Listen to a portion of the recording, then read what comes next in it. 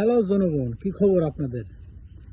তো আজকে আমি যেখানে আসছি সেটা হচ্ছে ওয়াটার রিজার্ভার সিঙ্গাপুরে। সিঙ্গাপুর সরকার প্রায় অর্ধেকের বেশি পানি মালয়েশিয়া থেকে আমদানি করে এবং বাকি পানি এরকম রিজার্ভ আছে প্রায় 17টা সিঙ্গাপুরে। তো তারা আসলে বৃষ্টির পানি এইভাবে রিজার্ভার মজুত করে রাখে রিজার্ভারে। তো এই পানি তারা খাওয়ার জন্য ব্যবহার করে, ড্রিঙ্কিং পানি।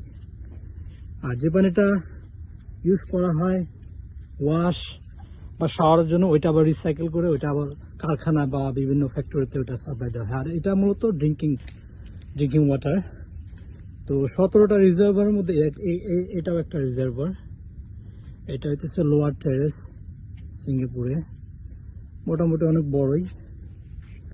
এখানে মাছ ধরা নিষেধ, নামা নিষেধ। একটা কচ্ছপ দেখা যাচ্ছে,